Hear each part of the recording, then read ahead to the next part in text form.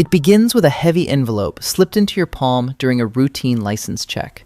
You're 3 months into the academy graduation, drowning in student loans and your father's medical bills. The rain hammers against your cruiser's roof as you shine your flashlight into the sedan. The driver doesn't flinch. He hands over his license, but his grip lingers. When he pulls back, a thick wad of cash stays in your hand, $500. He doesn't speak. He just smiles, puts the car in drive, and merges back into the highway lights. You stand there, water dripping from your brim, heart pounding against your ribs. You could radio it in. You could chase him down. But the debt collector called this morning. You pocket the cash. The silence of the radio confirms you're alone. You drive back to the precinct, the money burning a hole in your pocket. You watch the older detectives counting their tips at the vending machine. You realize this isn't an accident. It's an invitation. You just accepted the first payment without signing the contract. The next envelope appears in your locker, $2,000. No note, just a time and a street address. You show up in your cruiser, park for 15 minutes, and leave. That's it. You're a uniform on a corner, a silent signal. Business owners nod as you pass. Criminals melt into the shadows. You're not protecting the law anymore.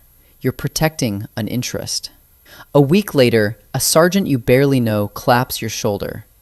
"Good work last night," he murmurs. You didn't do anything. That's the point.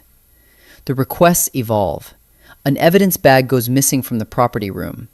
A witness statement gets misfiled.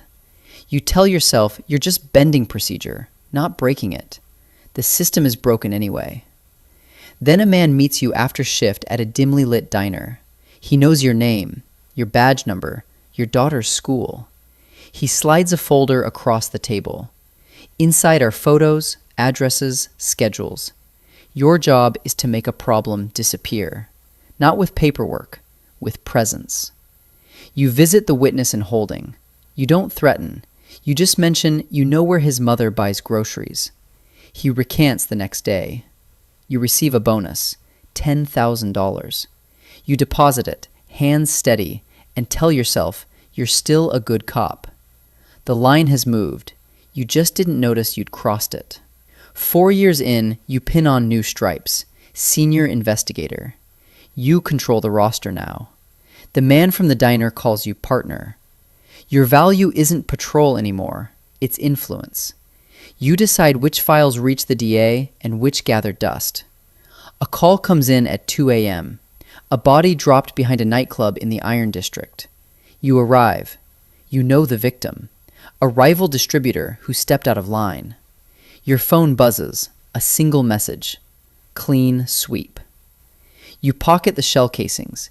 You tell uniforms there were no witnesses. You classify the weapon lost. The report reads like a ghost story. No suspects, no motives, just another statistic in a violent city. The victim's family screams for justice on the evening news. You transfer. Your house gets repaired. You tell your wife it's extra shifts. She stops asking questions. You've become the gatekeeper. The law isn't a shield anymore. It's a filter. You decide who gets justice or forgotten. The badge weighs heavier now, but the bank account feels lighter. You're not solving crimes. You're managing them.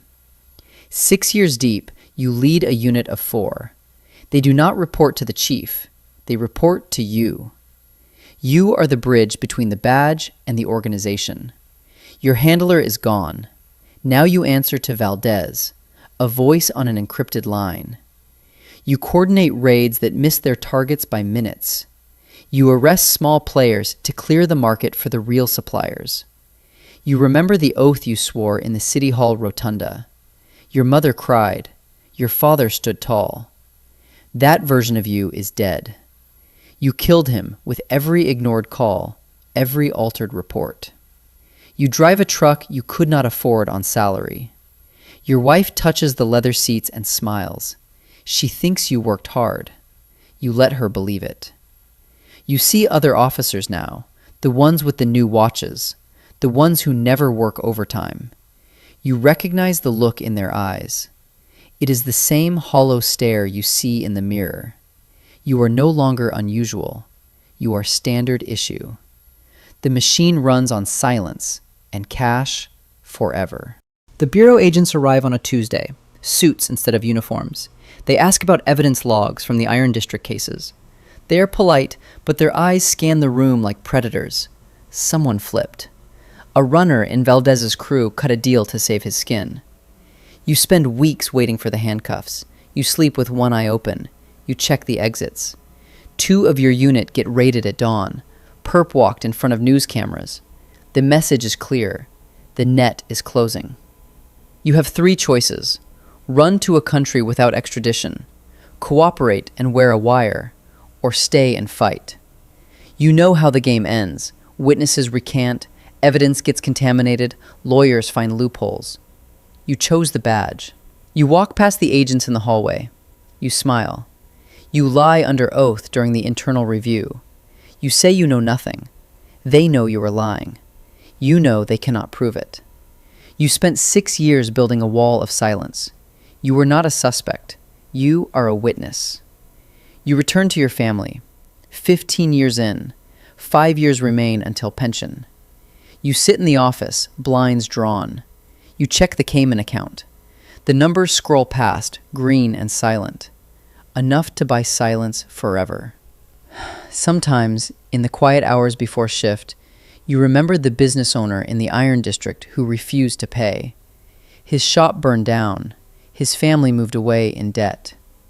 You remember the oath under the flag. That man is a ghost now.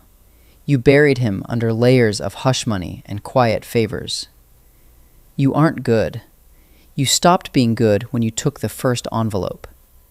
But you are free. You are safe. Your wife thinks you're a hero. Your daughter wears the badge on her jacket like a medal. You let them. The money still arrives. The bodies still drop. The badge still opens every door. You close the laptop. You pick up your gun. You head out. Somewhere out there, a fresh recruit just found a burner phone in his locker. It vibrates once. He answers. The cycle begins again.